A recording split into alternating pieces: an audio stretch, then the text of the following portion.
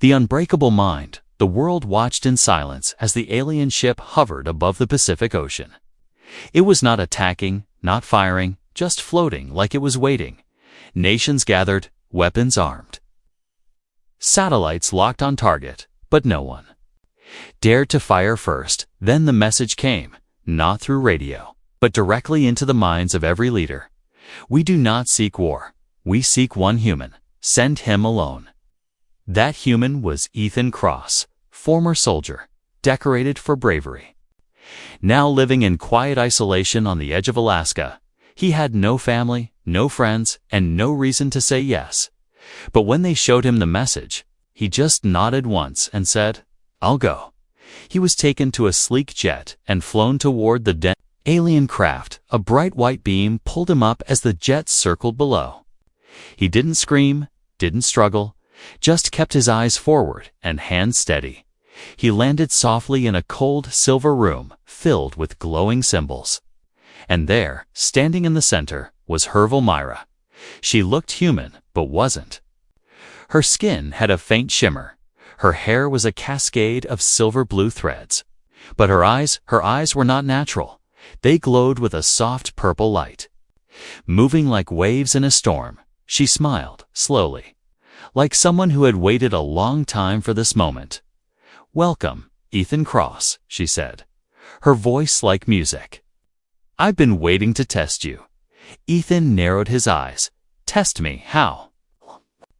Gestured, and a chair rose from the ground, glowing softly. "You have something we've never seen before," she said, walking around him slowly. "Your mind is noisy, wild, but strangely grounded."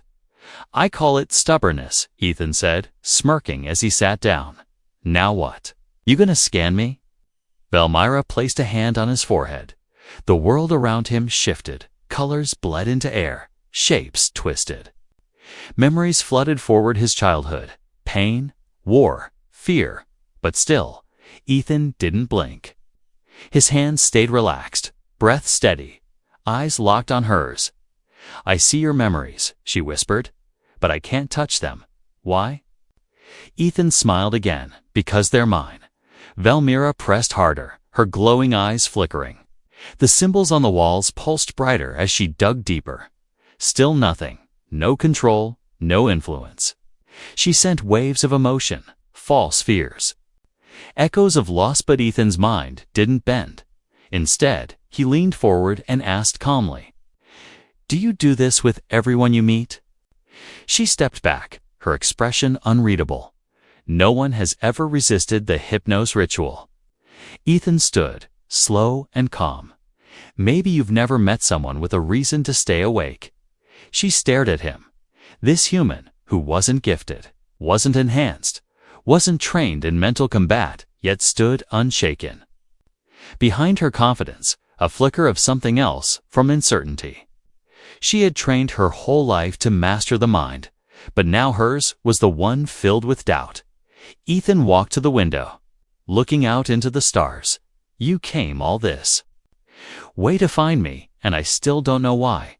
Myra didn't answer right away. Then, softly, she said, "Because my people are afraid of your kind, Ethan. Not your weapons, not your armies, but your will." He turned to her slowly. "Then they're smart to be afraid." A long silence followed, broken only by the hum of alien power around them. Myra looked at him with new eyes, not as a test subject, not as a threat, but as something rare, not even her own kind. Had stood against the ritual the way he did, not with strength, but with a simple decision: "I will not break." Ethan took a deep breath. "I don't know what you're really after," he said, voice steady, "but if you want to talk, try honesty next time." He stepped away, not waiting for permission, walking back toward the beam that brought him. Here, Myra didn't stop him, but her voice echoed behind him as he left. "You will return, Ethan Cross. Not because I command it, but because you're the only one who can finish what I've started," as the beam pulled him down toward Earth. Ethan looked up. He didn't trust her, but he didn't fear her either. He didn't know what game she was playing, but he wasn't going to play by her rules. Whatever this was, it had just begun. And Ethan Cross had no intention of losing. Asterisk. The test chamber. Ethan didn't sleep much after returning to Earth. His body was on the ground, but his mind was still floating somewhere in that alien ship in the days that followed. The world called him a hero, a symbol of resistance. But Ethan didn't feel like a hero. He felt like a man caught in a storm he didn't understand. 3 days later, the beam returned. No warning. No request, just light from the sky. Ethan stood alone on a black landing pad as the white glow surrounded him again. This time, he didn't resist it. He let it carry him back up. The room he appeared in was different. It wasn't soft or ceremonial lit. It was a chamber of control. Cold metal walls pulsed with faint light, and invisible machines whispered around him. Valmira waited, but she didn't smile this time. Her eyes were sharper, her voice quieter. "Welcome back," she said. "Without warmth, you came." Ethan crossed his arms. "Didn't say I'd stay." Valmira nodded to the side, and a door opened. Inside was a round platform surrounded by hovering crystals and softly glowing rings. A test chamber, not for torture, not for pain, but for truth. She stepped in first, motioning for him to follow. When he didn't move, she said simply, "You came because you want to know what I really am." That part was true, so he stepped inside. The platform sealed behind him with a soft hiss, and the rings began to spin. Ethan felt a gentle push against his thoughts, like fingers tapping glass. Nothing forced, just brushing, testing, waiting. "This chamber reads mental flow," Valmira said, voice echoing gently. "It won't hurt you unless you fight it." He looked around. "Seems like fighting is all I'm good at." Valmira moved her hands slowly, guiding the rings, shifting light into color. She was trying again, pushing images, ideas, feelings toward him. A warm breeze, a forgotten face, the smell of old rain. Ethan blinked, but didn't fall into it. He saw what she sentient, let it pass like clouds across the sky. "You resist everything," she whispered. Staring at him through the light, even peace. Ethan tilted his head. "You confuse quiet with peace? They're not the same." She paused, her hands lowering. "I don't understand you." "Then stop trying to control me," Ethan said. "Try understanding me instead." The rings paused, and the chamber dimmed. Valmira stepped back, her breath shaky. Ethan realized something. She wasn't just testing him. She was comparing him, measuring him against something she remembered. "Someone, who was the last person you tested like this?" he asked. She didn't answer, but the chamber answered for her. A new image appeared to alien children, sitting in a dark room, both with glowing eyes. One was Valmira, younger, sadder, the other a boy with white markings across his arms, smiling. Despite chains around his wrists, Ethan stepped closer to the vision. "You knew him?" he asked quietly. Valmira nodded once. He broke. The image shattered, and the chamber darkened. Her voice dropped, almost a whisper. He resisted for weeks, but in the end, his mind shattered. Ethan watched her face, saw the pain. She wasn't trying to dominate him, not truly. She was afraid of losing someone again. That boy had been her friend, maybe her brother, maybe more. And now, she feared Ethan would follow the same path. "I'm not him," Ethan said. "I won't break just because you don't understand me." Valmira looked at him like seeing him for the first time. The rings started again, but slower, gentler. This time, she didn't push anything. She just opened her mind a little and let Ethan see. Her home planet was silent, floating in a gray sky. Her people spoke with minds, not mouths, and emotions were seen as flaws. She had grown up in a place where love was weakness, and fear was trained out of children, but she remembered a laugh, one from long ago, and she shared that memory with Ethan.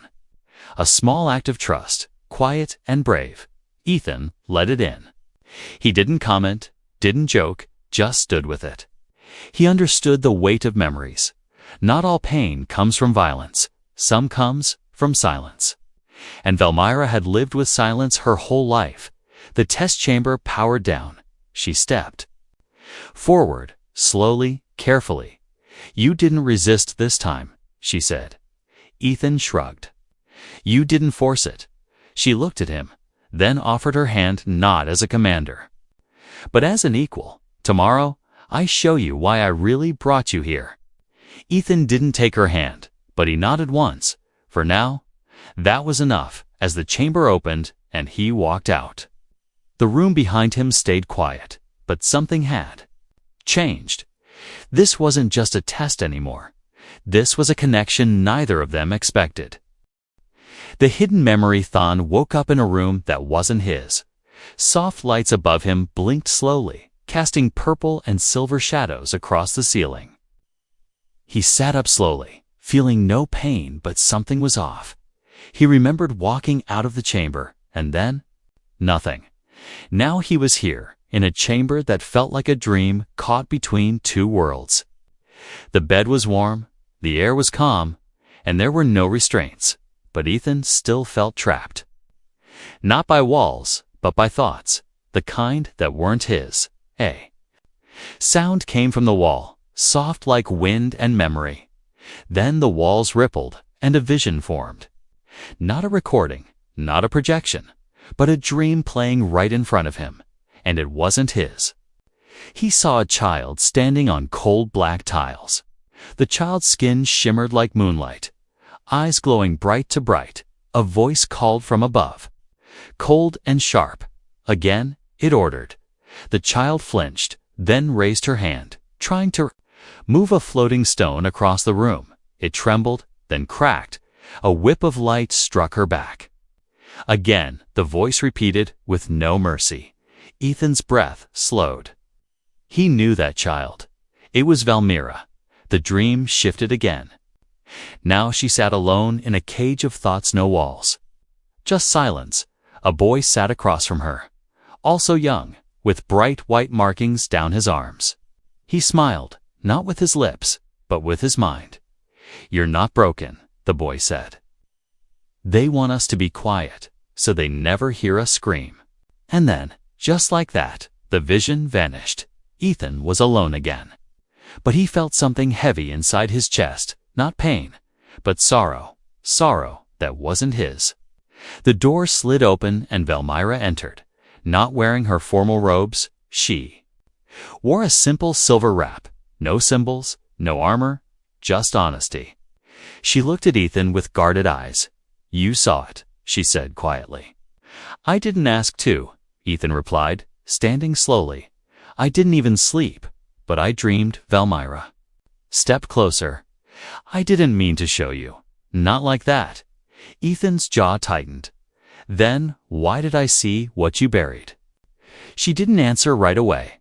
Then, barely above a whisper, she said, "Because your mind touched mine last time, and now, some things leak." Ethan exhaled through his nose. "This isn't just about testing my will," he said, voice calm but sharp. "This is about proving something to them, isn't it?" Velmyra looked away. "The elders think I've lost my edge," she admitted. "They believe emotion weakens a hypnos, and they saw my past as failure. So you brought a human here to prove you're still sharp." Ethan muttered, "I'm a tool in your redemption." "No," Velmyra said quickly. Stepping forward, "I chose you because you were different, not because I thought you were weak." Ethan shook his head. "You used me. I trusted." "You," Velmyra said with sudden force. "I opened parts of my mind no one else has seen, not even my own kind." He looked at her carefully. "You didn't expect to feel anything, did you?" She paused, the question hitting harder than any mental push. "I expected to break you," she admitted. "I didn't expect to see myself in you." Silence hung between them, not heavy, but real, like two cliffs standing across from each other, neither willing to fall first. I saw the boy, Ethan said. The one with the white lines. Velmyra closed her eyes. His name was Vorn. He was the only person who ever smiled at me inside the academy. He resisted 21 days before his mind snapped. They made us watch him scream. Ethan felt his fists tighten, not out of anger, but helplessness. I'm sorry, he said, and meant it, but I'm not Vorn. I know. Velmyra replied, opening her eyes. That's why I'm afraid. He looked at her with new eyes now. Not as an alien, not as a controller, but as someone scarred in a way he understood. Someone who grew up in silence and learned to survive it. Ethan stepped forward, slowly. I don't like being manipulated, he said. But if you want my help, then stop playing games. Velmyra nodded. No more chambers, no more rituals. She said, just truth. Then tell me everything, he said. Start with why they really want me. She hesitated, then whispered. Because you're not the only one who's unbreakable. And in that moment, Ethan understood he wasn't the target. He was the key. Something deeper was coming. And the storm had just begun. The council's arrival laid tremor rippled through the air, one that didn't shake the ground but minds. Ethan felt it first as a whisper in the back of his skull, like someone breathing behind his thoughts. Velmyra went pale the moment the sensation hit her. They're here, she said, her voice suddenly small. The elders, outside the ship. Space twisted, and a massive vessel faded into orbit, black and silent. It didn't glow or rut, simply was. It blocked out half the stars above. Like a shadow born from thought itself, its name was unspoken, its purpose clear. The Hypnos High Council had come, and they never traveled for anything small. Ethan watched from a viewing bay as smaller crafts detached and moved toward them. No engines, no wings, just hovering orbs of black metal wrapped in pulsing thought. Energy, tell me you invited them, he said dryly. Velmyra shook her head slowly. They came to destroy what they can't control. Ethan turned to her. You mean me? Velmyra's gaze didn't flinch. Yes, the orbs docked with the ship, and the atmosphere dropped like ice around the corridors. Lights dimmed. Air stiffened, walls seemed to listen. Every inch of the ship knew who had arrived. The Hypnos elders didn't need to speak, they were presence itself. 4 figures entered, floating inches above the ground, tall, featureless. Cloaked in dark matter robes that moved like smoke, each wore a mask shaped like a smooth mirror. Reflecting Ethan's face back at him, they stopped in front of him like judges preparing a sentence. One spoke not aloud, but inside Ethan's head, you resist the way. You disrupt the flow. You are dangerous. Ethan chuckled without smiling. That's one way to say hello. The second elder raised a hand. Ethan's? Vision blurred for a second, but his knees stayed strong. He took a step forward, defiant. You want to test me too? Fine. But this time, don't expect me to sit down. Velmyra moved to stand between them. This is not your right, she said firmly. He came by invitation, not force. Your failure is why we are here. The first elder replied, You were chosen to prove your strength, not fall to emotion. Velmyra's fingers twitched. But she stood tall. Emotion is not weakness, she said quietly. It's what made him unbreakable. The third elder turned to Ethan. You will submit, for mind cleansing. Or be removed permanently. Ethan didn't back down. I've been threatened by better-looking things than you. For a moment, nothing moved. Then, without warning, Ethan's vision snapped into white. He felt 1,000 thoughts pierce his. Skull-like ice picks, voices, screams, memories his and others flooded through him. But he clenched his jaw, dug his heels into the metal floor, and pushed back, not with weapons. Not with fists, but with will. He grabbed onto the memory of his sister's laughter, his mother's old music. His first failure, he threw it all back into the void like a tidal wave. and the white cracked, one elder stumbled backward, his mask sparking at the edges. Ethan fell to one knee, gasping, but alive. The chamber lights flickered. The floor shook. Alarms buzzed, but only for a moment. Then silence. Velmira knelt. Beside him, eyes wide with shock. "You just repelled an elder." She whispered, "Do you understand what that means?" Ethan wiped blood from under his nose and grinned. "Means they blinked first." The fourth elder raised a hand again, but Velmira stepped forward. "No," she said sharply. "He is protected. Claim him under the right of unity." The elders went still. "You dare invoke ancient law?" "I do," she said. Louder this time. "If he dies, I die." Ethan turned his head, stunned. "Wait, what now?" Velmira didn't look at him. She kept her eyes on the elders. "I choose him as my bonded will." The chamber shook again, but this time, from inside, the ship's systems acknowledged the claim. And a light marked Ethan's chest. A symbol appeared, one Ethan didn't understand. But the elders did. "So be it." The lead elder said coldly, "When you fall, your names will be erased together." The four figures turned, floated backward, and vanished into the hallway. Moments later, their ship departed, leaving only silence behind. Ethan stood slowly, still processing. "You mind telling me what just happened?" he asked Velmira. Finally turned to him. "You're mine now," she said, "and I'm yours." Ethan blinked. "Is that romantic or threatening?" She didn't smile. "It's survival." The battle of wills, the silence after the elder's departure, was heavy. Not peaceful, not calm, just full. The air in the chamber still trembled from what had happened. Ethan stood with a strange glow on his chest, a symbol he didn't understand. Velmira stood beside him, no longer just a guide, but now something more. "You said we're bonded," Ethan said, voice low. "Care to explain before I regret not punching someone?" Velmira nodded. Walking slowly toward the central console in Hypnos law, when one claims another under unity, their minds are considered linked. It's the only way to stop the elders without fighting. "So we're married now," Ethan muttered. "No," she replied without humor. "But if one of us dies, the other does too." Ethan blinked. "Seriously, you couldn't have just signed me up for a gym membership instead?"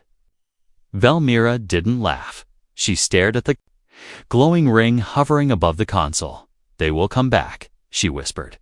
"And next time, they'll send more than words." Ethan stepped beside her. "Then we need a plan." Before she could reply, the chamber lights shifted to red. An alert pulsed through the walls, silent but sharp. They both turned to the screen as an image formed 6 Hypnos warships. Surrounding them from all sides. "Guess that's the welcoming party," Ethan said.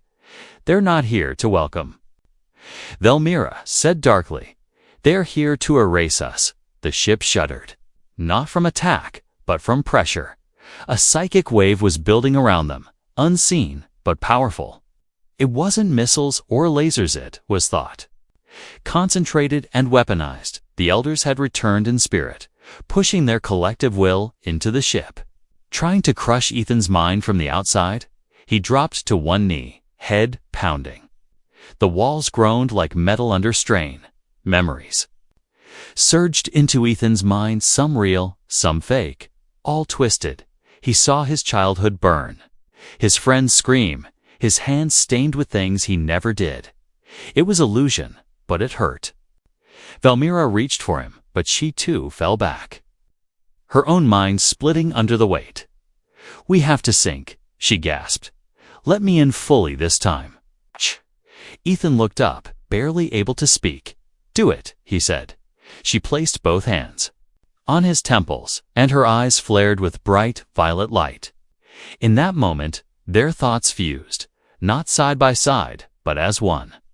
She saw everything he had, locked away: loss, rage, guilt, love, silence.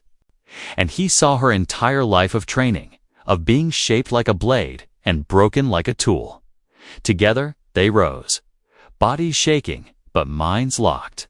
The wave hit them again, harder this time. But Ethan shouted back not with words, but with memory. He projected the sound of earth storms, the smell of firewood, the sound of laughter. Things the elders didn't understand, things they couldn't break. Velmyra added her strength, discipline, structure, clarity. Their minds burned like stars in the dark. And one by one, the waves collapsed, the pressure lifted, the ship stabilized.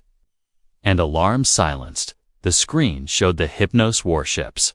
Stalling, confused, retreating slightly on one of the decks, an elder collapsed, blood dripping from under his mask. They had been hit with something ancient and terrifying, raw will. Not logic, not control. Ethan leaned against the wall. Breathing hard. I thought you said they'd erase us, he said between gasps. Velmyra stared at the screen in awe. They tried, she whispered. But you're the only one who hit back. They stood there for a moment, surrounded by flickering lights and faint smoke. Two people bound by necessity. Standing against the oldest minds in the galaxy, Velmyra looked at him, not with command, not with caution, but with something rare. Respect. You are not a tool, she said softly.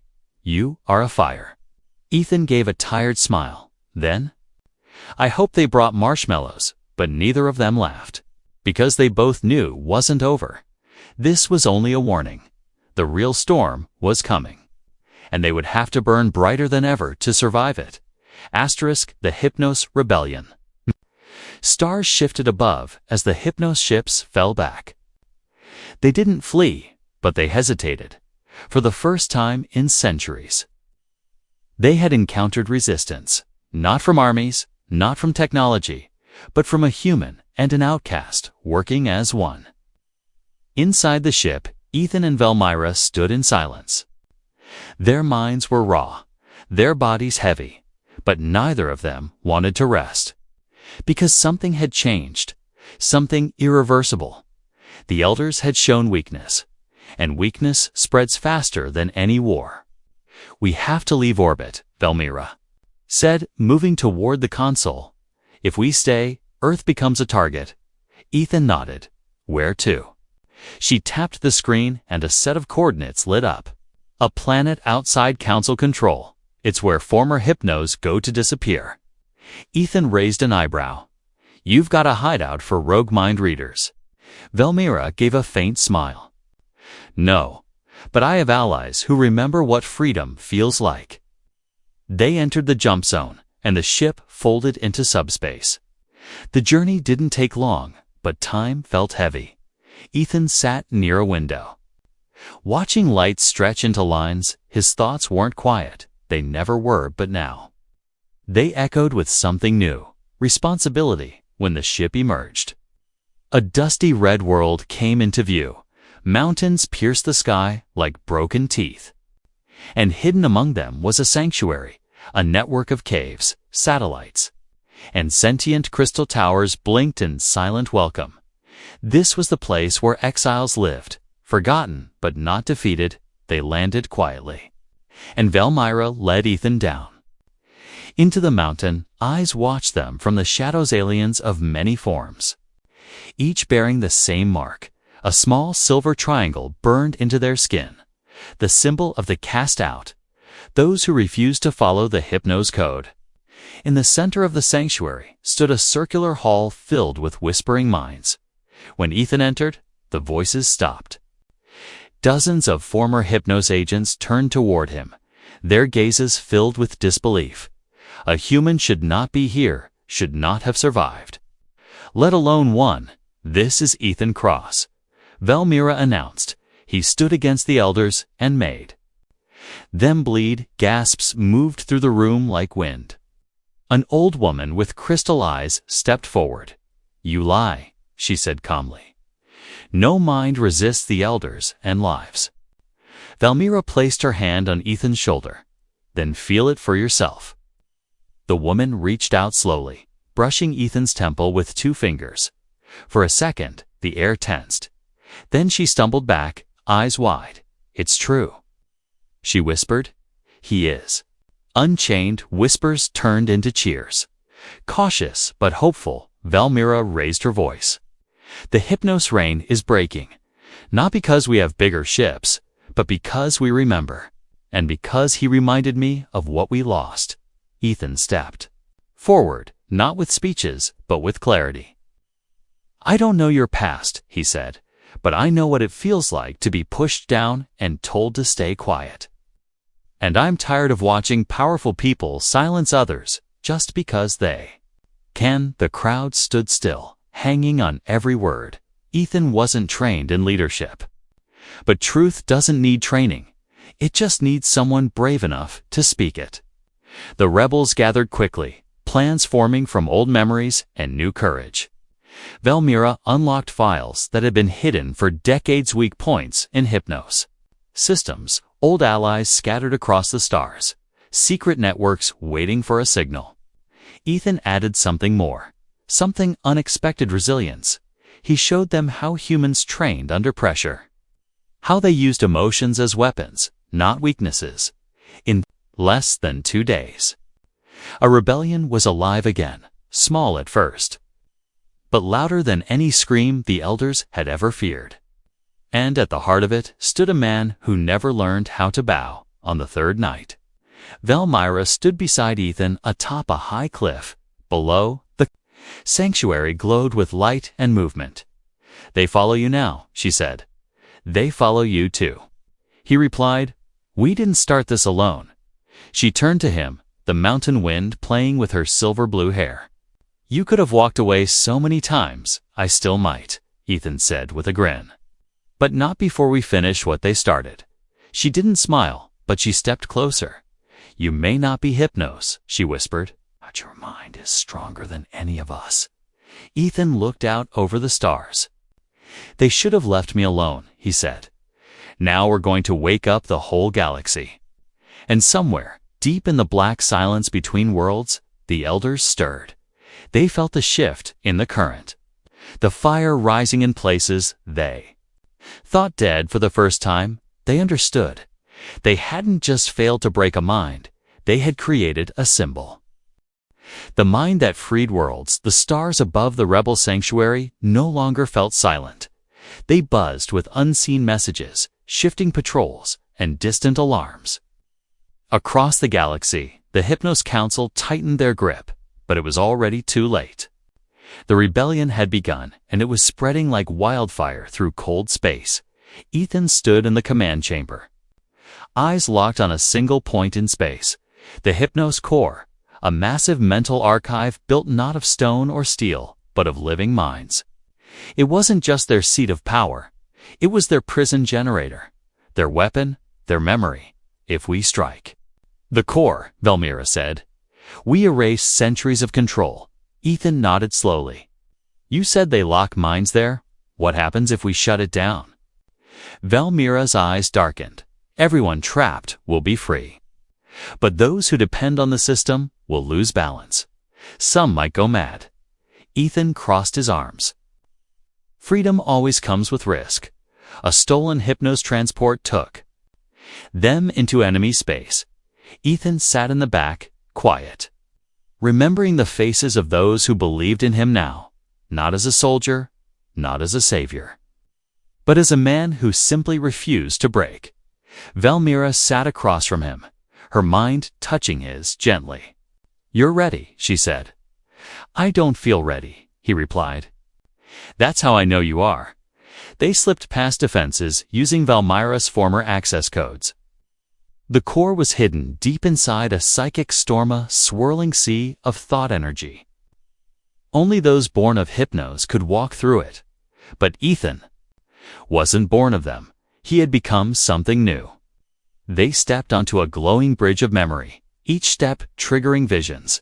One showed Ethan his childhood again, but altered his mother turning away, his sister silent. He frowned. And the image cracked. Another step, another lie, his war days twisted into shame. But Ethan didn't run, didn't deny. He walked through, carrying the truth like armor. Behind him, Valmira projected strength, shielding his back. "We're close," she whispered, at the heart. "There's a mind-machine interface, cert this." She handed him a crystal. "It will break their link." They reached the final door. Wide and pulsing, inside, dozens of telepaths sat in a trance. Their thoughts linked to billions across the stars, and in the center, floating above them, was the Elder Core, not a person, but a construct made of masks, wires, and echoing voices. "You dare enter the soul of our power." The voices rang in unison. "You bring impurity into sacred thought." Ethan stepped forward. "You built this by stealing minds." "I'm here to give them back," the voices screamed, but it wasn't sound, it was force. The air rippled, and Valmira fell to her knees, but Ethan kept walking, each step a memory, each breath a rejection of their control. He remembered pain, remembered failure, remembered love, and each memory made him heavier. Not weaker, he reached the center, raised the crystal. The voices tried one last trick. They summoned his sister's face, twisted in fear, saying, "Please, don't." But Ethan only smiled. "My sister never begged," he said. "She would've kicked your ass." He drove the crystal into the core.